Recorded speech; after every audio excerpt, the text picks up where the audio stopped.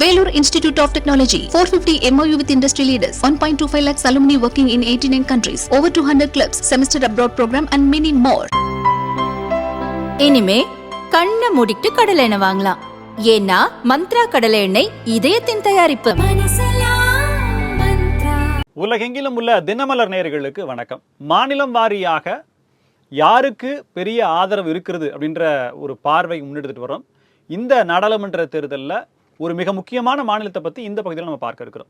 48 இடங்களை கொண்ட மகாராஷ்டிரா மாநில கட்சியினுடைய பலம் சற்று அதிகமாக இருக்கும் என்று கூறப்படுற நிலையில் அங்கு பாஜகவின் பலம் என்ன, காங்கிரசினுடைய பலம் என்ன, இந்த தேர்தலில் யாருக்கான வாய்ப்பு அதிகம், இதற்கான காரணங்கள் என்ன என்று புள்ளிவிவர அடிப்படையிலான தகவல்களை பெறுவதற்காக நம்மோடு செஃபாலஜிஸ்ட் நாகராஜன் இருக்கிறார். பேசலாம் சார். வணக்கம். வணக்கம் சார். ஒரு இம்பார்ட்டண்டான ஸ்டேட் மகாராஷ்டிரா. ஏன்னா தேர்தல் முடிவுகள் வருது அப்படின்ற பார்க்கும்போது அந்த மகாராஷ்டிராவில் என்ன நடந்தது அப்படின்ற கேட்கக்கூடிய அளவுக்கான ஒரு முக்கியத்துவம் வாய்ந்த ஒரு மாநிலம். மகாராஷ்டிராவில் யாருக்கான வாய்ப்பு இருக்குது?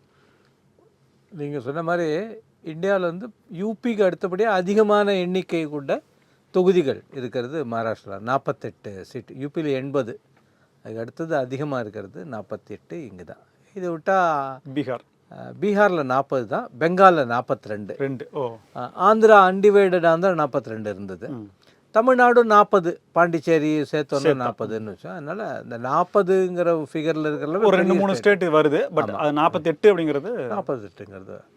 அது மட்டும் இல்லாமல் என்ன சொன்னால் 96க்கு பிறகு உங்களுக்கு 98க்கு சமயத்துலேருந்து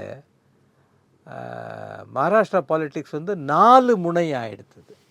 அதுக்கு முன்னாடி வந்து காங்கிரஸ் ஒரு வலுவான கட்சியாக இருந்தது. பாரதிய ஜனதாவும் ஜனசங்கம் சிவசேனாவும் ஒன்று சேர்ந்து அவங்க போட்டியிட ஆரம்பித்தாங்க. 90களில் தான் 93ன்னு நினைக்கிறேன் முதல் தேர்தல். அதில் அவங்க ஆட்சிக்கு வராங்க. அப்போ வந்து சீனியர் பார்ட்னராக பெரிய அண்ணனாக வந்து சிவசேனா தான் இருக்குது. சிவசேனாலேருந்து ஒரு முதலமைச்சர் வரார், மனோகர் ஜோஷின்னு, சமீபத்தில் காலமானார். அவர் ஆட்சி நடத்திட்டு இருக்கும்போது கொஞ்சம் அவர் மேலே ஒரு அதிருப்தி இருந்ததுனால பார்ட்டியில் என்ன பண்ணா சொன்னால் இது பால் டாக்கரேன்னு அவங்களுடைய அன்டிஸ்பியூட்டட் லீடர், எந்த விதமான ஒரு கேள்விக்கும் உட்படாத ஒரு தலைவர் வந்து ஒரு சூப்பர் மோ அப்படின்னு சொல்கிறாங்களே, அந்த மாதிரி ஒரு சூப்பர் லீடர் வரும் அவங்களுக்கு. அப்போ மாற்றுறாங்க, நாராயண் ராணேன்னு சொல்லிட்டு ஒருத்தரை மாற்றுறாங்க. அவர் கொங்கன் ரீஜன்லேருந்து வரார் அப்படின்னு சொல்லிட்டு அந்த ரீஜனில் பவர்ஃபுல்லாக இருந்தார் நாராயண் ராணே. மராட்டாஸ் இவங்கெல்லாம் எல்லா இடத்துலையும் ஓபிசின்னு சொல்கிறாங்களே, அதில் இவங்க மராட்டாஸ். இவங்க ஆட்சி பண்ணுவாங்க, சிவாஜியோட வம்சத்தில் வந்தவங்கெல்லாம் மராட்டாஸ் அப்படிங்கிறவங்க. அந்த சமயத்தில் என்ன இருந்துன்னு சொன்னால் பிஜேபி வந்து 98 ஆரம்பத்தில் வந்து சோனியா காந்தி அவர்கள் வந்து ஆட்சிக்கு வரக்கூடாது, வெளிநாட்டு ஒரு பிறந்த பெண் அவங்க அப்படி சொல்லிட்டு எடுக்கிறது. இது காங்கிரஸ் கட்சிக்குள்ளேருந்தே ஒரு ஆள் எழுப்புறார் அந்த விஷயத்தை. அவர் யாருன்னு சொன்னால் சரத்பவார். சரத்பவார் வந்து இந்திய அரசியலில் ஒரு புரியாத புதிராக இருக்கக்கூடியவர். எல்லா கட்சியிலும் நண்பர்கள் இருப்பாங்க அவருக்கு. ரொம்ப சின்ன வயசுலேயே தன்னோட குருவையே எதிர்த்து, யார் அவருக்கு அரசியல் குருவாக இருந்தோ அவரே எதிர்த்து அவரை ஒரு புறந்தள்ளிட்டு ஓரங்கட்டிட்டு ஒரு ஆட்சிக்கு வந்தவர். மகாராஷ்டிராவில் சின்ன வயசில் முதலமைச்சராக வந்தவர். அதன் பிறகு வந்து அவர் வந்து அரசியல் அவருடைய கட்டுக்குள்ளே இருந்தது மகாராஷ்டிராவோட அரசியல். ஆனால் வந்து தனி கட்சியும் பண்ணார், மறுபடியும் காங்கிரஸில் சேர்ந்தார். 98 சோனியா காந்தி அவர்களுடைய ஃபாரின் ஆரிஜின், அவங்களுடைய பிறந்தது வேறு நாட்டில், அதனால் இவங்க வரக்கூடாது அப்படின்னு சொல்லிட்டு 98க்கு கொஞ்சம் முன்னாடி இருந்து அதை ஆரம்பித்து அவர் வெளியில் வந்து கட்சி தொடங்குகிறார். அவரோட சேர்ந்துக்கிற ஒரு 2 பேர் சேர்ந்துட்டாங்க. பீகார்லேருந்து தாரிக் அன்வர் அப்படிங்கிறத சேர்றார். மேகாலயா மாநிலத்திலேருந்து பூர்ணோ சாங்மா அப்படிங்கிறவர் சேர்றார். இவங்க 3 பேர் சேர்ந்து நேஷ்னலிஸ்ட் காங்கிரஸ் பார்ட்டின்னு ஒன்று ஆரம்பிக்கிறாங்க. ஆரம்பித்து என்னாச்சு சொன்னால் காங்கிரஸோட ஓட்டு சதவீதத்தில் ஒரு குறிப்பிட்ட பங்கு, முழுக்க எடுக்கலை, இல்லை பாதி அளவு கூட எடுக்கலை, ஒரு குறிப்பிட்ட பங்கு, ஒரு 13%, 14% அவங்க எடுத்துகிட்டு வராங்க. இவரோட செல்வாக்கு மிகுந்த பகுதின்னு சொன்னால் மராத்வாடா அப்படிங்கிற ரீஜன். இவர் ஆட்சி கட்டிலில் இருந்தபோது என்ன சொன்னால் அங்கே வந்து யூபி அப்புறம் வந்து மகாராஷ்டிரா, இந்த 2 இடத்துலையும் வந்து இந்த கரும்பு லாபி அப்படின்னு சொல்லுவாங்க. கரும்பு என்ன சொன்னால், நம்ம நாட்டில் கரும்பு ரொம்ப வருஷமாக இருக்குது, ரொம்ப காலமாகவே இருக்குது. ஆனால் கூட வெள்ளைக்காரங்க நம்ம நாட்டுக்கு வந்தபோது தான் கரும்பு மூலமாக அதில் ஒரு பை ப்ராடக்ட் ஒன்று மொலாசஸ்ன்னு ஒன்று வரும். அதை வச்சு டிஸ்டிலரிக்கு யூஸ் பண்ணி இன்றைக்கி இருக்கிற சாராயெல்லாம் இருக்குல்ல, இது கரும்பு தொழிற்சாலையுடன் தொடர்புடையது. நீ கரும்பை வந்து நீங்கள் வெல்லமாக பண்ணி, அந்த நம்ம ஊரில் அந்த காலத்துலலாம் அதை காய்ச்சி, அதை கரும்பை வந்து சாராக எடுத்து அந்த சாரை பெரிய ஒரு ஒரு கடாயில் போட்டு அதை காய்ச்சி வெல்லமாக உருவாக்குவாங்க. இன்னமும் அப்படிதான் இன்றைக்கும் பண்ணுறாங்க. அது நாட்டு சர்க்கரை வெல்லம் அப்படின்னு சொல்லிட்டு அதில் அச்சு வெல்லம், உருண்டை வெல்லம், மண்டை வெல்லம். ஆனால் வெள்ளைக்காரன் வந்துட்டு இந்த கிறிஸ்டல் சுகரை கொண்டு வரான். ஆரம்ப காலத்தில் இதை பாலிஷ் பண்ணுறது எப்படி பண்ணுறதுன்னு சொல்லிட்டு, இது உடம்புக்கு கெடுதல்னு இன்றைக்கி எல்லோரும் விஞ்ஞானிகளும் சொல்கிறாங்க, அதை சாப்பிடாதீங்க. நீங்கள் மறுபடியும் அதே ஏன்னா இதில் இருக்கிற ஒரு ஒரு ப்ராசஸில் வந்து அதில் இருக்கிற நல்ல தன்மைகள்லாம் போட்டது இந்த சல்ஃபர் போட்டு இதை ஒயிட் ஆக்கிறதுனால இது கெடுதல் அப்படின்னு சொல்லி இப்போ நிறைய கம்பெனி சில பேர்லாம் நாங்கள் சல்ஃபர் இல்லாத இது கொடுத்தோம். அது மாதிரி இங்கே வந்து வெள்ளைக்காரன் கொண்டு வந்து என்ன சொன்னால், நம்ம நாட்டில் வந்து அந்த காலத்தில் வந்து இந்த மாதிரி இருந்தது. அதாவது போதை கொடுக்கக்கூடியது, அதாவது நமக்கு ஒரு ஒரு ஒரு ஒரு ஒரு உடல் சோர்வுலேருந்து ஒரு விடுப்பு கொடுக்கறது, ஒரு உடல் சோர்வு போக்குவங்க. அது வந்து இந்த பனைமரத்து கல் சாப்பிடுவாங்க அந்த காலத்தில். அது இந்தியா முழுக்க இருந்தது வச்சுங்க. இந்தியா முழுக்க இங்கே மரம் ஏறி கல் இருக்கிறவர்களுக்கு சில குறிப்பிட்ட சமூகத்தை சேர்ந்தவங்க பண்ணிகிட்டு இருந்தாங்க. இந்தியா முழுக்க அது மாதிரி பண்ணிகிட்டு இருந்தாங்க. தென்னகத்தில் பார்த்தாங்கன்னா அது மாதிரி பண்ணிகிட்டு இருந்தாங்க. ஒரு இடத்துல ஒவ்வொரு பேர் இருக்கும், இன்னொரு இடத்துல ஒரு பேர் இருக்கும் அவங்களுக்கு. ஆனால் மரம் ஏறி அதை கல் இறக்கிறதுன்னு சொல்லி அது ஒரு பெரிய இதாக இருந்தது. இது கல் எக்கானமியை காலி பண்ணிது பிரிட்டிஷர் காலத்தில். இந்த இதில் போய் இந்த மொலாசஸ் மூலமாக இந்த புது சர்க்கரைக்கு புதிய சர்க்கரை அவங்க கொண்டு வந்தது. அது சர்க்கரை மூலமாக ஒரு வருமானம், சர்க்கரை கழிவு மூலமாக பெரிய வருமானம். மொலாசஸை சாராயமாக மாற்றுறதுன்னு சொல்லிட்டேன். அது சின்ன அளவில் ஆச்சு, பெரிய அளவில் ஆச்சு. இது என்ன சொன்னால் இது ஒரு பெரிய லாபி ஆச்சு. இது இந்தியாவில் வந்து 2 மாநிலத்தில் இந்த லாபி வந்து அரசியலோட மிகவும் நெருக்கமான தொடர்புடையது. அது ஒன்று உத்தரப்பிரதேசம், இன்னொன்று மகாராஷ்டிரா. இவர் முதலமைச்சராக இருக்கும்போதே தமிழ்நாடு லிஸ்ட்டில் வராதா சார்? தமிழ்நாட்டில் இருக்குது, பெரிய அளவில் வராது. அரசியல் அவங்க கைக்குள்ளே போட்டாங்க. ஏன்னா இங்கே நிறைய கோஆபரேட்டிவ்ஸ் இருந்தது, அங்கே கோஆபரேட்டிவ்ஸே அவங்க கையில் இருந்தது. இங்கே நிறைய கோஆபரேட்டிவ்ஸ் அரசியல் கீழ் வந்ததுன்னு சொன்னால் டெக்ஸ்டைல் கோஆபரேட்டிவ்ஸ் வந்தது. கோஆபரேட்டிவ்ஸ் வந்து என்ன சொன்னால் அதோட பேசிக் இதே என்ன சொன்னால் each for all and all for each அப்படின்னு சொல்லிட்டு அவங்களோட மோட்டோ. அது அரசாங்க தலையீடு, அரசியல் கட்சி தலையீடுனால தான் எல்லா கோஆபரேட்டிவும் அழிய ஆரம்பிச்சது. எல்லா கோஆபரேட்டிவும் அங்கே ஃபுல்லாக உள்ளுக்குள்ளே பார்த்தீங்கன்னு சொன்னால் ஒரு ஒரு பொருளாதார விஷயங்களில், கணக்குகள் விஷயங்களில் தவறு நடக்கிறது, பண கையாடல் நடக்கிறது, லாபத்துலேருந்து தெரியாமல் எடுக்கிறது, இதெல்லாம் நடந்தது எல்லா இடத்துலையும். இந்தியா முழுக்க கோஆபரேட்டிவ் ஃபெயில்யூர் ஆனது. இப்போ நம்ம நாட்டோட உள்துறை அமைச்சர் தான் கோஆபரேட்டிவ் மினிஸ்டரும். மகாராஷ்டிராவில் தான் கோஆபரேட்டிவ் பேங்க்ஸும் நிறையா இருக்கும். இவங்க எல்லாம் பேங்க்கெல்லாம் ஆரம்பித்தாங்க, கோஆபரேட்டிவ் சுகர் மில்ஸ் ஆரம்பித்தாங்க நிறைய. சுகர் வந்து ஒரு கண்ட்ரோல்டு ஐட்டமாக இருந்தது.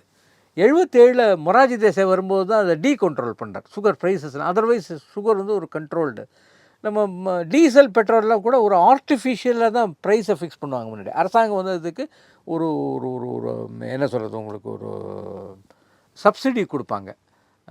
அந்த சப்சிடி கொடுக்கறதுனால அது அரசாங்கம் அந்த ஒரு பெரும்பகுதியை தன்னோட இதுலேருந்து இது பண்ணுவாங்க. இப்போ அது போய் இப்போ வந்து சந்தை தான் இதை முடிவு பண்ணணும் அப்படிங்கிற ஒரு நிலைமை வந்தாச்சு இன்றைக்கி. மகாராஷ்டிராவும் இதுவும் யூபியும் இந்த சுகர் லாபி வந்து அரசியலில் வந்து ஒரு பெரிய தாக்கத்தை உருவாக்கு. இவர் என்ன பண்ணுறாரு சொன்னால், மராட்வாடா ரீஜனில் அந்த அப்புறம் வேறு சில ரீஜன்லேயும் அவங்க வந்து அமராவதி போன்ற ரீஜன்லேயும் கூட உங்களுக்கு சுகர் ஃபேக்ட்ரிஸ் முழுக்க நிறைய கோஆபரேட்டிவ் சுகர் ஃபேக்ட்ரி இவர் கண்ட்ரோலில் வந்துடுது. அதோட சேர்மன் யார், கமிட்டியில் யார் இருப்பாங்க என்ன அப்படின்னு சொல்லிட்டு இது கிட்டத்தட்ட ஒரு 20-25 ஆண்டுகள் இன்னும் கூட இப்போவும் அது தொடருது உங்களுக்கு. இது இவர் கண்ட்ரோலில் இருந்தது. இதனால் நிறைய பணப்புழக்கங்கள், நிறைய பேருக்கு வேலை, நிறைய பேருக்கு பல காரியங்கள் பண்ணி கொடுக்கறது, இதெல்லாம் நடக்கும். அது இவர் அதை கண்ட்ரோல்லே வச்சுட்டு இருந்தார். தனியாக வந்துட்டார். வந்ததுக்கப்புறம் 2 முனை போட்டியாக இருந்தது. 3 கட்சி இருந்தது மேஜராக. அதுக்கெல்லாம் ரொம்ப நாள் முன்னாடி அங்கே வந்து சோஷலிஸ்ட்டு ரொம்ப முக்கியமான கட்சி. ஆனால் அவங்களெலாம் கொஞ்சம் கொஞ்சமாக குறைய ஆரம்பித்தாங்க.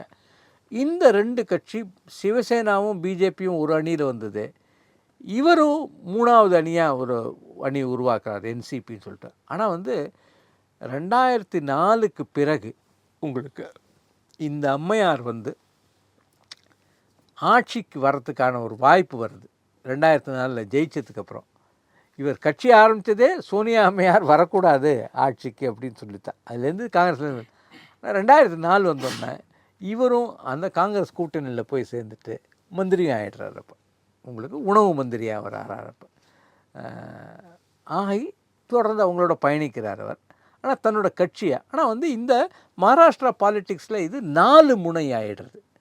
பிஜேபி ஒரு தனி கட்சி, சிவசேனா ஒரு தனி கட்சி, காங்கிரஸ் தனி கட்சி, என்சிபி தனி கட்சி. இவங்க 4 பேரில் யாராவது 2 பேர் சேர்ந்தால் தான் ஆட்சியை அமைக்க முடியும் அப்படின்னு சொல்லிட்டு எல்லாருக்குமே பார்த்தோம் சொன்னால் ஒரு சமயத்தில் காங்கிரஸுக்கு 20-22% வரைக்கும் ஓட்டு இருந்தது, 25 கூட இருந்திருக்கு அவங்களுக்கு. அதாவது இந்த 4 கட்சி ஆனதுக்கப்புறம் கூட இவங்களுக்கெல்லாம் மற்றவங்களுக்கெல்லாம் 15-18% தான் ஓட்டு இருந்தது எல்லாருக்குமே.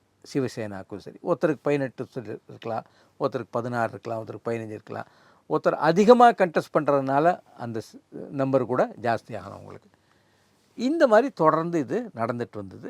இதில் 98க்கு அப்புறம் 93லேருந்து 98க்கு பிறகு கிட்டத்தட்ட 15 ஆண்டுகள் காங்கிரஸும் என்சிபியும் சேர்ந்து அங்கே ஆட்சி நடத்துகிறாங்க. இது தனி கட்சியாக வந்திருந்தால் கூட அங்கே 2 பேரும் ஒரு கூட்டணி அமைச்சு, அதாவது சீட் ஷேரிங் பண்ணிவிட்டு எலெக்ஷனில் கண்டெஸ்ட் பண்ணுறது, அப்புறம் ஆட்சி அமைக்கிறது. இவரோட கட்சியை சேர்ந்தவங்க சில பேர்லாம் தான் அதில் வந்து டிப்டி சீஃப் மினிஸ்டராக இருப்பாங்க. அது மாதிரி தொடர்ந்து வந்துட்டு இருந்தது. பிஜேபியும் சிவசேனாவும் அந்த ஒரு முறை ஆட்சிக்கு வந்ததுக்கப்புறம் ஆட்சி இழக்கிறாங்க. அவங்களால மறுபடியும் ஆட்சியை பிடிக்க முடியல அவங்களால. 15 ஆண்டுகள் அவங்களுக்கு ஆட்சி இல்லாமல், இப்போ கலைஞருக்கு ஒரு 13 ஆண்டுகள் எம்ஜிஆர் வந்ததுக்கு பிறந்த அந்த மாதிரி தொடர்ந்துட்டு இருந்தது. ஆனால் அதுக்கு பிறகு என்ன சொன்னால் 2014 முதல் முறையாக ஆட்சி கட்டில் இவர்களுக்கு கிடைக்கிறது பிஜேபி. அந்த முறை என்னாச்சு சொன்னால் 2014 பாராளுமன்ற தேர்தலில் வெற்றி பெற்றதுக்கு பிறகு சட்டமன்ற தேர்தல் அந்த வருஷத்துக்கு கடைசி அக்டோபர் மாதத்துக்கிட்ட வருது. அப்போ என்னாச்சு சொன்னால் 4 பேரும் கூட்டணி சரியாக அமையாதனால தனித்தனியாக போட்டிடுறாங்க. அது ஒரு வாட்டர் ஷெட் மொமெண்ட்னு வச்சுக்கோங்க. அப்போ தான் ஒவ்வொருத்தருக்கும் என்ன உண்மையான தகுதி ஓட்டு வங்கி இருக்குங்கிறது அப்போ தான் தெரிஞ்சுது. அப்போ பார்த்தோங்கன்னா பிஜேபி கிட்டத்தட்ட 28% ஓட்டு வாங்குது 2014 அக்டோபரில் நடந்த சட்டசபை தேர்தலில். இப்போ தனித்தனியாக போட்டியிட்டதுனால பிஜேபி அதுக்கு முன்னாடி வரைக்கும் சின்ன தம்பியாக சிவசேனா கிட்ட இருந்தது. அந்த சமயத்தில் கிட்டத்தட்ட 122 சீட்டு ஜெயிச்சு அவங்க வந்து நம்பர் 1 பார்ட்டியாக வராங்க. சிவசேனா வந்து கிட்டத்தட்ட 63 ஜெயிச்சு அவங்க வந்து 2வது இடத்துக்கு வராங்க. ஆனால் அவங்களோட ஓட்டு வங்கி வந்து ஓட்டு சதவீதம் 19% இருக்குது. காங்கிரஸுக்கும் இவங்களுக்கும் 18-17 இந்த லெவலில் இருந்தது இது. அப்போ இவங்களுக்கு 2 உறவு ஏற்படாத சமயத்தில் என்னாச்சு சொன்னால் சிவசேனா வந்து நான் தனியாக போட்டிட்டேன், எனக்கு இது வேணும் அப்படின்னு கேட்டாங்க அவங்க. பிஜேபி அதை ஒத்துக்கலை. அப்போ வந்து சரத்பவார் சொன்னார், மகாராஷ்டிரத்துக்கு ஒரு நல்ல அரசாங்கம் வேணும், அதனால் நாங்கள் வெளியிலிருந்து ஆதரிக்கிறோம் இவங்க. ஸோ அப்போ தான் ஃபட்னவீஸுங்கிறவர் முதல் முறையாக வந்து ஒரு இளைஞர், ஃபட்னவீஸ் நாக்பூரை சேர்ந்தவர், அவர் வந்து முதல் முறையாக முதலமைச்சர் ஆகிறார். முதலமைச்சர் ஆச்சு கொஞ்ச நாளைக்கு இவங்களே அந்த ஓட் ஆஃப் கான்ஃபிடென்ஸ் சொல்லுவாங்க, நம்பிக்கை வாக்கெடுப்பு, அதில் வந்து இவங்க சப்போர்ட் பண்ணுறாங்க. யார்? சரத்பவாரோட கட்சி சப்போர்ட் பண்ணுறாங்க. 4 தனியாக இருக்குது. அப்புறம் வந்து கொஞ்ச நாள் கழிச்சு பேச்சுவார்த்தை நடந்து சிவசேனா இவங்களோட வந்து சேர்றாங்க. 2014 பாராளுமன்றத்தை சேர்ந்து சந்தித்தார்கள். சட்டமன்ற தேர்தலில் 4 பேரும் தனித்தனியாக நின்னாங்க. கூட்டணி எல்லாமே அது முடிவுக்கு வந்தது. பிறகு வந்து கூட்டணி மறுபடியும் ஒன்று சேர்றது, ஒரு 3-4 மாதத்துக்கு பிறகு ஒன்று சேர்றது. அது பிறகு ஆட்சி நடக்கிறது. அந்த 5 ஆண்டுகளும் சிவசேனா வந்து என்ன, சிவசேனா இன்றைக்கி பெரிய அண்ணனாக இருந்து சின்ன தம்பி ஆகிட்டார் அவர். இவன் சின்ன தம்பியாக இருந்த பிஜேபி பெரிய அண்ணன் ஆகிடுது. ஓட்டு வித்தியாசம் என்ன சொன்னால், வாக்கு வித்தியாசம் 2 பேருக்கு நடுவில் கிட்டத்தட்ட 9% மேலே வாக்கு வித்தியாசம் வந்துடுது. அப்புறம் இவங்க இல்லாமலே நான் 122 சீட்டு ஜெயிக்க முடியும்னு சொன்னேன். அங்கே என்ன சொன்னால் 145 சீட்டு 147 சீட்டு ஜெயிச்சிங்கன்னா தான் நீங்கள் 294 சட்டமன்றத்துக்கு மொத்த தொகுதிகள். அதில் நீங்கள் 147 தொகுதிகள் இருந்தால் தான் நீங்கள் வந்து 148 வேணும். நீங்கள் 22ன்னு சொன்னால் இன்னொரு 26 சீட்டு வேணும் உங்களுக்கு. சில இண்டிபெண்டன்ஸ்லாம் சப்போர்ட் பண்ணுறது. ஏன்னா மகாராஷ்டிரா, ராஜஸ்தான் போன்ற இடங்கள்லாம் இந்த சுயேட்சை வேட்பாளர்கள் சில சமயத்தில் 30 பேர் இருந்திருக்காங்க. 22 பேர், 30 பேர், 15%, 17%. இப்போ தமிழ்நாட்டிலையும் சில சமயத்தில் 8%, 9%. இப்போல்லாம் குறைஞ்சி 1%, 1.5% வந்துடுது இந்த சுயேட்சை வேட்பாளருங்கிறது. சில மாநிலங்களில் சுயேட்சை வேட்பாளர்னால பெரும் பிரச்சனைகள்லாம் ஏற்படும். அவங்க ஒரு சமயத்தில் ஜார்க்கண்டில் வந்து ஒரே ஒரு எம்பி, எம்எல்ஏ இருந்தவர் வந்து மது கோடான்னு சொல்லிட்டு அந்த ஆள் ஜெயிச்சு அவர் சீஃப் மினிஸ்டர் ஆகிட்டார். ஒரு எம்எல்ஏ தான் அவர் தான் அவர் கட்சியோட எம்எல்ஏ, அவர் தான் சீஃப் மினிஸ்டர் ஆகிட்டார். அவரோட மனைவி வந்து போன தடவை ஒரே ஆள் ஜெயிச்சது, காங்கிரஸ்லேருந்து ஜெயித்தாங்க. இது அந்த மாதிரி இப்போ வந்து பிஜேபிக்கு வந்துருச்சுன்னு வச்சுங்க, அது அப்புறம் பார்ப்போம் நம்ம. ஸோ இந்த மாதிரி ஆனோன்னு என்னாச்சு சொன்னால், இப்போ பிஜேபி நம்பர் 1 பார்ட்டி ஆகிடுது. அன்னையிலேருந்து பிஜேபி இன்னி வரைக்கும் அங்கே 28% நம்பர் 1 பார்ட்டியாக இருக்குது. சிவசேனாவுக்கு பயங்கர கோவம். 5 வருஷம் என்ன பண்ணாங்க சொன்னால், 2014லேருந்து அடுத்த 19 அக்டோபர் டிசம்பரில் சட்டமன்ற தேர்தல் வர வரைக்கும் பிஜேபியை திட்டாங்க. அவங்களோட சேர்ந்து மத்திய அமைச்சர்கள் இருக்காங்க, மாநில அமைச்சர்கள் இருக்காங்க. திட்டுறதுன்னு அப்படி திட்டு. இப்போ உங்களே இன்னும் நம்ம 2 பேரும் இது மாதிரி இருந்தோம், நட்பில் இருந்தோம் சொன்னால், திட்டினீங்க சொன்னால், ஒன்று நான் வெளில போயிருப்பேன், இல்லை நீங்கள் ரொம்ப ரோசக்காரங்க நீங்களும் வெளில போயிருப்பீங்க. அவங்க 2 பிஜேபி ஒன்றும் கேட்டுக்காமல் அவங்க திட்டினதெல்லாம் காதில் வாங்கிட்டு அரசாங்கத்தை 2019 மறுபடியும் அவங்க பாராளுமன்ற தேர்தலில் சேர்ந்தே சந்திக்கிறாங்க, ஜெயிச்சு வர்றாங்க, மறுபடியும் மந்திரி சபையில் வராங்க. அப்புறம் சட்டமன்ற தேர்தலில் மறுபடியும் கூட்டணி வைக்கிறாங்க, போகிறாங்க. அப்போ கம்மி சீட் ஆகிடுது. பிஜேபிக்கு 122 போன சட்டசபையிலேருந்து 105 ஆகிடுறது. சிவசேனா என்ன பண்ணுறது சொன்னால், அப்போ தான் நல்ல நேரம்னு பார்த்து அங்கேருந்து வெளில வந்து சரத்பவார் தான் இந்த கட்சியை உடைக்கிற வேலையை பண்ண, இந்த கூட்டணியை உடைச்சிட்றார். சரத்பவார் ரொம்ப கெட்டிக்காரர். அவர் இந்த விஷயங்கள் கூட்டணி உடைக்கிறது சேர்க்கறதுலாம் சொல்ல அவர் கையில் நல்ல ஃபெவிகால் கையில் வச்சுருந்துக்கிறவர். உடைக்கிறது ஒட்டுறது வேலை அவர் நல்லா பண்ணுவார். பண்ணி என்ன பண்ணார் சொன்னால், உத்தவ் தாக்கரே வெளில கொண்டு வந்துட்டு பிஜேபியை ஜெயிச்சு வந்தவங்க 2 பேரும் ஒன்றா சேர்ந்து மக்களை சந்தித்து ஜெயிச்சு வந்தவங்க அவங்கள பிரித்து மகாராஷ்டிரா மகா அகாடி அப்படின்னு சொல்லிட்டு ஒரு MVA அந்த சொல்லிட்டு ஒரு கூட்டணியை உருவாக்குறாங்க. அதை உருவாக்கி உத்தவ் தாக்கரே நீ தான் ஏன் சீஃப் மினிஸ்டருங்கிறாங்க. காங்கிரஸ்லேருந்து ஒரு டிப்டி சீஃப் மினிஸ்டர். இதில் பிஜேபிக்கு பயங்கர கோவம். இதுக்கு ஒரு பழி வாங்கணும் இல்லையா? அவங்க என்ன பண்ணாங்க சொன்னால், ஒரு 2.5 ஆண்டுகளுக்குள்ள சிவசேனாவை உடச்சி அங்கே இருக்கிற ஒரு ஆள் 35 எம்பியோட எம்எல்ஏவோட கூட்டு இருந்தால் அந்த ஆள் நீதாயா சீஃப் மினிஸ்டர்னு ஆக்கி இவங்க 105 எம்எல்ஏவோட டிப்டி சீஃப் மினிஸ்டர். அதுக்கப்புறம் சரத்பவாரோட கட்சியும் உடச்சி அங்கேருந்து ஒரு 35-40 பேரை கொண்டு வந்து இது பக்கம் சேர்த்து ஏன் சொன்னால், அங்கு 4 கட்சிகளில் 2 கட்சிகள் சேரலைன்னு சொன்னால் யாரும் ஆட்சிக்கும் வர முடியாது, தொகுதிகளும் கணிசமாக ஜெயிக்க முடியாது. இந்த 2014க்கு முன்னாடி 2009 பிஜேபி வெறும் 9 சீட்டு தான் ஜெயிச்சது, காங்கிரஸ் 17 சீட்டு ஜெயிச்சது உங்களுக்கு. ஆனால் 2014 2019 பார்த்தீங்கன்னு சொன்னால் பிஜேபியும் காங்கிரஸ் அணியும் பிஜேபியும் சிவசேனாவும் 2 பேரும் சேர்ந்து 41 சீட்டு, 48 மொத்தம் எம்பி சீட்ஸ், அதில் 41 அவங்க ஜெயிக்கிறாங்க. 2014 அவங்களுடைய அலை பார்ட்னர்ஸ் இருந்தாங்க கூட்டணி கட்சி, அவங்க 2-3 சீட்டு ஜெயிக்கிறாங்க. அதனால் 45 எத்தனை 5 சீட்டு 6 சீட்டு தான் காங்கிரஸ் இவங்களுக்கு போணுச்சு. அதை உடைக்கிறதுக்காக பண்ணி இவங்க கடந்த முறை என்ன சொன்னால் ஒரே ஒரு சீட்டு தான் காங்கிரஸ் ஜெயிச்சது. அதை உடைக்கணும் அப்படிங்கிறதுக்காக தான் இந்த கட்சியெல்லாம் உடைச்சி பண்ணாங்க. ஆனாலும் கூட பலு அவங்க கூட்டணியாக 3 பேர் இருக்காங்க, இவங்க கட்சியெல்லாம் உடைச்சிட்டாங்க.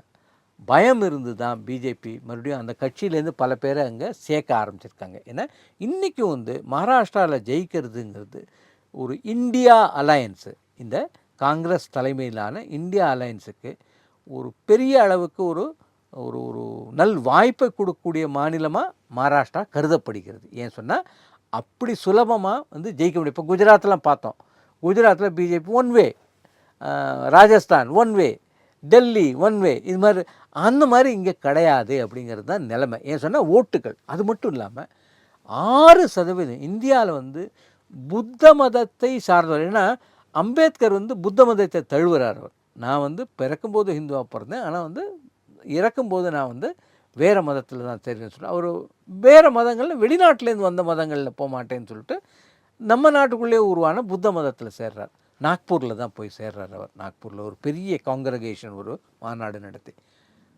புத்த மதத்தை சேர்ந்தவங்க, குறிப்பாக அதில் பட்டியலின மக்கள் அதிகமாக இருக்கக்கூடியவங்க, அது வந்து 6% இருக்குது. அதாவது இந்தியாவில் வேறு புத்த மதத்துக்கு, புத்த மதம் தோன்றின இடம்னு சொன்னால் நேபாளத்தில் தோன்றித்து, அப்புறம் நம்ம பீகார் அந்த பகுதியில் போதகயாங்கிற இடத்துல, வாரணாசி பக்கத்தில், இதெல்லாம். ஆனால் புத்தர் மதத்தை பின்பற்றவங்க நிறைய இருக்கிற இடம் வந்து மகாராஷ்டிரா தான். அப்புறம் அம்பேத்கரோட பேரன் பிரகாஷ் அம்பேத்கர்னு சொல்லிட்டு அவர் ஒரு கட்சி நடத்துகிறார், வஞ்சித் பகுஜன அகாடின்னு சொல்லிட்டு. அந்த கட்சி வந்து கிட்டத்தட்ட நம்ம சீமான் மைனா மாதிரி 37 லட்சம் ஓட்டு வாங்கிடுது. 6.5%, 6.9% ஓட்டு வாங்கிடுது.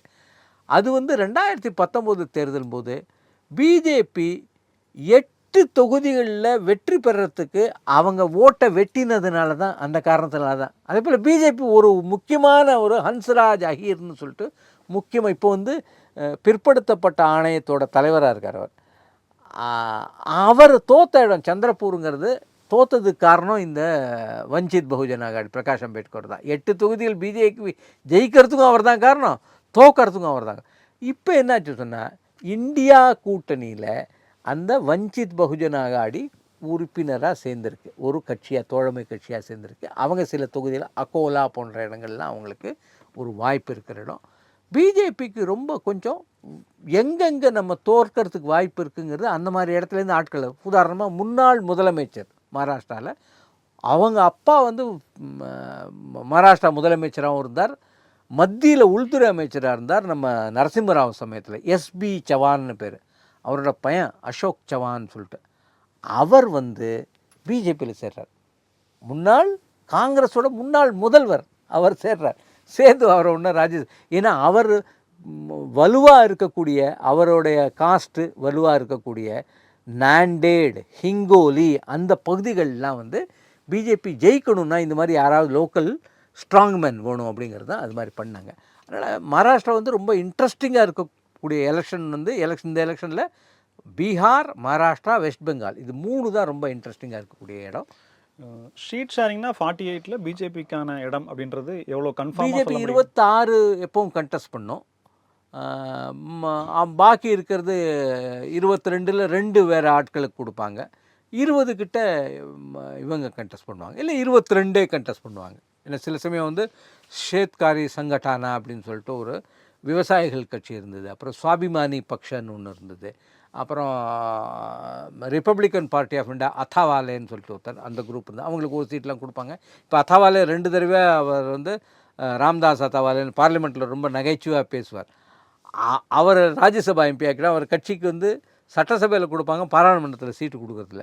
சுவாபிமானி பக்ஷங்கிறது அந்த ராஜு ஷெட்டின்னு சொல்லிட்டு அவங்க வந்து இந்தியா அலையன்ஸோட போயிட்டாங்க. முன்னாடி வந்து என்டிஏவோட இருந்தாங்க, அவங்க அங்கே போயிட்டாங்க. ஸோ கூட்டணி குழப்பம் வந்து அங்கே வந்து இவங்க அங்கே போய் அவங்க இங்கே வந்து இது மாதிரி. அதில் இப்போ இவரும் பிரகாஷ் அம்பேத்கரும் சேர்ந்துருக்கிறதுனால இப்போ இந்த 2 கட்சி உடஞ்சி 2 பக்கம் இந்த பக்கம் வந்துட்டாங்க. யார்? சிவசேனாவும் உடஞ்சி, இதுவும் உடஞ்சி. இப்போ இவங்க 2 பேருக்கு இருக்கக்கூடிய இது என்ன 17% வச்சுங்க, இல்லை 18ன்னு வச்சுங்க, 18 36% இவங்க 2 பேருக்கும் இருக்குது, சிவசேனாக்கும் என்சிபிக்கும். இதை பாதி போட்டோம்னு சொன்னால் நியாயமாக பங்கிடுறதில்ல ஒரு ஆளாக இருக்கும். குரங்கு போல் இல்லாமல் நம்ம வந்து நியாயமாக பங்கிடணும்னு சொன்னால் இவங்களுக்கு ஒரு 9%, இவங்களுக்கு ஒரு 9% கொடுத்தோம் சொன்னால், ஸோ ஒரு 18% பிஜேபி பக்கம் வந்துடுது, ஒரு 18% அங்கே இருக்குது அப்படின்னு சொல்லிட்டு. அப்படி பார்த்தோம் சொன்னால் பிஜேபிக்கு ஏற்கனவே 28% இருக்குது, இது ஒரு 18% வந்ததுன்னு சொன்னால் அவங்களுக்கு 46% வந்துடுது. 46ன்னா வலிமை. அப்புறம் ரீஜன் டு ரீஜன் வந்து வித்தியாசமாகும். உதாரணமாக பாராமத்தி அப்படின்னு தொகுதி இருக்குது உங்களுக்கு, அந்த ரீஜனில் இருக்கக்கூடியதெல்லாம் வந்து சரத்பவார் ஜெயிப்பார். ஷிரூர், நம்ம ஷீர்டி சாய்பாபா கேள்விப்பட்டிருக்கோம், அந்த ஷீர்டி, மாதா, மாவல், இந்த மாதிரி இடங்கள்லாம் சரத்பவார் ஜெயிக்கக்கூடிய இடங்கள். அது பார்த்தா பக்கத்தில் இருக்கும். சிலது மட்டும் பிஜேபிக்கு சிலது. மும்பை நகரம் மட்டும் எப்போவுமே வந்து நம்ம சிவசேனாவோட ஸ்ட்ராங் ஹோல்டு, பிஜேபிக்கும் ஒரு மாதிரி ஸ்ட்ராங் ஹோல்டு, காங்கிரஸும் ஜெயிக்கும். இப்போ காங்கிரஸில் ஒரு முக்கியமான தலைவராக இருந்தவர் மிலிந்த் தேவ்ரான்னு சொல்லிட்டு, அவங்க அப்பா வந்து முரளி தேவ்டான்னு சொல்லிட்டு, முரளி தேவ்ரா காங்கிரஸுக்கு பெரிய ஃபண்ட் ரைசர். மிலிந்த் தேவ்ராவும் காங்கிரஸோட டிப்யூட்டி ட்ரெஷரர், அகில இந்திய துணை பொருளாளர். அவரே கட்சி மாதிரி இந்த ஷிண்டே கட்சிக்கு வந்துட்டார். இப்போ அவர் பாம்பே மும்பை சவுத்துலேருந்து போட்டியிடுறவர். அவர் இப்போ எங்கன்னா காங்கிரஸ்லன்னா ஜெயிக்க முடியாதுங்கிற மாதிரி இங்கே வந்துட்டார். இப்போ ஒரு குழப்பம் இருந்தால் கூட இப்போ வந்து வலு அதிகமாக இருக்கிறது பிஜேபி, வலு கம்மியாக இருக்கிறது இந்த அலையன்ஸு. ஆனால் இந்த அலையன்ஸும் வந்து ஒரு மாதிரி ஒரு என்ன சொல்லலாம்னு சொன்னால் ஒரு பெரும் போட்டியை கொடுக்கலாம் பல இடத்துல அப்படின்னு சொல்லிட்டு. என்ன கிரவுண்ட் லெவலில் இப்போ சர்வேஸ் எல்லாம் பல டிவி சேனல்ஸு மற்ற ஏஜென்சிலாம் கண்டக்ட் பண்ணது என்ன சொல்கிறாங்க சொன்னால், பிஜேபி கேண்டிடேட் நின்னா சொன்னால் அந்த இடத்துல அவங்க ஜெயிக்கிறதுக்கான வாய்ப்பு அதிகம். ஆனால் பிஜேபியோட தோழமை கட்சியாக இருக்கக்கூடிய இந்த சிவசேனாவும் இந்த தேசியவாத காங்கிரஸும் என்னாச்சு சொன்னால், இதெல்லாம் கோர்ட்டுக்கெல்லாம் கேஸு போச்சு. அப்புறம் அங்கே இருக்கிற சட்டமன்ற சபாநாயகர் அவங்க ஏன்னா மாநிலத்தில் தான் ஆட்சி மாற்றம் ஏற்பட்டிருக்கு, அவங்க எல்லாம் சேர்ந்து என்ன சொல்லிட்டாங்க சொன்னால், அப்புறம் எலெக்ஷன் கமிஷன் இந்த பிரிஞ்ச குரூப்பு தான், அதாவது பிஜேபியோட யார் சேர்ந்துருக்காங்களோ அஜித் பவாரோட குரூப்பும் ஏக்நாத் ஷிண்டேயோட குரூப்பு தான், ஏக்நாத் ஷிண்டே குரூப்பு தான் ஒரிஜினல் சிவசேனான்னு எடுத்து அவங்களோட சின்னம் அவங்களுக்கு கிடச்சிது. அதுபோல் அஜித் பவார் குரூப் தான் ஒரிஜினல் தேசியவாத காங்கிரஸ்னு ஆகிடுது. ஸோ அதனால் அவங்கள்ட்ட சின்னமும் இல்லை. சரத்பவார்கிட்ட சின்னம். இந்தியாவில் இது மாதிரி ஒரு வித்தியாசமான விஷயங்கள்லாம் நடக்கும். நம்ம பக்கத்து அண்டை மாநிலமான ஆந்திர பிரதேசத்தில் என்டி ராமாராவ் கட்சி ஆரம்பிக்கிறார், தெலுங்கு தேசம்னு சொல்லிட்டு. 0% தான் அவருக்கு ஓட்டு. அதுக்கு முன்னாடி அவர் தேர்தலே போட்டியில்லை. 0லேருந்து 46% ஓட்டு எடுக்கிறார். அவர் ஆட்சியை பிடிக்கிறாருங்க 83ல். உங்களுக்கு அவர் உயிரோடு இருக்கும்போதே அவரோட கட்சி 2ஆக உடைஞ்சு, அவர் தான் கட்சி ஆரம்பித்தவர், மிக பாப்புலரான பெரும் பகுதி வந்து சந்திரபாபு நாயுடுன்னு அவரோட மருமகன் அவரோட போயிட்டு அவங்க ஆட்சிக்கு வந்துடுறாங்க. இவர் தனியாக உட்காந்துருக்கார். அதுக்கப்புறம் கொஞ்சம் காலத்தில் இறந்துடுறாருன்னு வச்சுங்க. அது மாதிரி கூத்தெல்லாம் நம்ம நாட்டில் நிறைய நடந்திருக்கு. அது மாதிரி கூத்தா இப்போ சரத்பவார் கட்சியை ஆரம்பித்தவர், நிறுவன தலைவர் அவர் தான். அவர் உயிரோடு இருக்கும்போது அவர் கட்சி பிரிஞ்சு அதில் அவரோட அண்ணா பையன் அஜித் பவாருங்கிற அவர் கையில் போயிடுது. இப்போ சரத்பவாரோட பொண்ணை தான் அவர் வந்து கட்சிக்கு வந்து வாரிசாக நியமிக்கணும்னு இருக்கார். அதுக்கு பிரச்சனை ஆகிட்டுருக்கு. ஏன் சொன்னால், அவங்களுடைய ஸ்ட்ராங் ஹோல்டுன்னு இருக்கிறது பாராமதிங்கிற கன்ஸ்டியூன்சி. அது அசம்பிளி கன்ஸ்டியூன்சியும் பாராளுமன்ற கன்ஸ்டியூன்சியும் ரெண்டுமே பேர். அதுக்குள்ளே ஒரு சின்ன அசம்பிளி கன்ஸ்டியூன்சி பாராமதிங்கிறது. பாராமதியிலேருந்து தான் இந்த அஜித் பவார் வந்து எம்எல்ஏ, இப்போ டிப்டி சீஃப் மினிஸ்டராக இருக்கேன். அந்த பாராமதிங்கிற பாராளுமன்ற இதில் பார்த்திங்க சொன்னால் 6-7 வரும் உங்களுக்கு அந்த அசம்பிளி கன்ஸ்டியூன்சி. இதில் குறிப்பாக அஜித் பவாரோட பொண்ணு சுப்ரியா சூலேன்னு சொல்லிட்டு அவங்க வந்து பாராளுமன்றத்து உறுப்பினர் இருப்பேன். அவங்கள வந்து இன்றைக்கி நாளைக்கு இந்த இதில் பாராமதியில் கண்டெஸ்ட் பண்ணால் அவங்கள தோற்கடிக்கணும்னு சொல்லிட்டு அவங்க, அதாவது அவங்க பெரியப்பா பையன் ஒன்று விட்ட அண்ணன், அவன் குறியாக இருக்கான். யாரை நிறுத்த போகிறான்னு சொன்னான், அந்த ஆள் தன்னுடைய மனைவியை நிறுத்த போகிறான். இந்த அம்மாவும் இல்லை என்ன பண்ணாங்கன்னு சொன்னால் குடும்ப சண்டை ஆகிடுது. ஒன்றுமே அரசியலே தெரியாத ஒரு அம்மா அவன் கொண்டு வந்து நிறுத்த போகிறாங்க, அது வந்து ஒரு தேவையா அப்படின்னு சொல்லிட்டு அது மாதிரிலாம் குடும்பத்துக்குள்ளே பிரச்சனை ஆகிட்டு இருக்குன்னு வச்சுங்க. அவரோட வாழ்ந்த காலத்தில் நிறுவன தலைவர் கண் முன்னாடியே அந்த கட்சி உடஞ்சி பெரும்பகுதி இங்கே போயிட்டு அதுக்கு அங்கீகாரம் கிடச்சி அவர் உட்காந்துருக்கார். ஸோ வெரி இன்ட்ரெஸ்டிங்காக இருக்கக்கூடியது வந்து மகாராஷ்டிராவோடது. சீட் பை சீட்டு பார்த்தோம் சொன்னால் மகாராஷ்டிராவில் இந்தியா அலையன்ஸு குறிப்பாக காங்கிரஸுக்கும் இதுக்கும் வந்து ஒரு கணிசமான சீட்டு அங்கே கிடைக்கிறதுக்கான வாய்ப்பு இருக்குது. ஆனால் பிஜேபி அதை தடுக்கிறதுக்கான அனைத்து முயற்சிகளையும் எல்லா விதத்துலேயும் போய் செஞ்சிட்ருக்கு. அதுதான் உண்மை. முனைப்புகள் அதிகம், தேர்தல் வியூகங்கள், இதை தாண்டி இந்த இடத்துல வெற்றி பெறணும் அதுதான் பெருமை அப்படின்னு நினைக்கக்கூடிய ஒரு மாநிலமாக மகாராஷ்டிரமா இருக்குது. ஆமாம். ஆனால் ரிசல்ட் எப்படி வரும் அப்படின்றது ஒரு லிபரலாக சொல்ல முடியாத அளவுக்கு தான் இருக்குது. பெரும்பான்மை அப்படின்றத வேணால் பிஜேபி பக்கம் சொல்லலாம் அவங்க. ஏன்னா பிஜேபி இப்போ என்ன சொன்னால், முன்னாடியெல்லாம் 26 தொகுதி கண்டெஸ்ட் பண்ணாங்க. இப்போ பிஜேபி 30லேருந்து 35 தொகுதி அங்கே கண்டெஸ்ட் பண்ணுறது. ஏன்னா இவங்களுக்கெல்லாம் சொல்லிட்டாங்க, நீ இன்னும் ஜெயிக்க முடியாது, சட்டசபையில் உனக்கு வந்து உண்டு, அதனால் நீ கொடுக்குற சீட்டை கண்டெஸ்ட் பண்ணுன்னு சொல்லிட்டு பண்ணிட்டாங்க. பார்க்கலாம் நீங்கள் சொல்கிறது நடக்குதா இல்லை கள நிலவரம் என்னவாக இருக்குதுன்றது பார்க்கலாம்.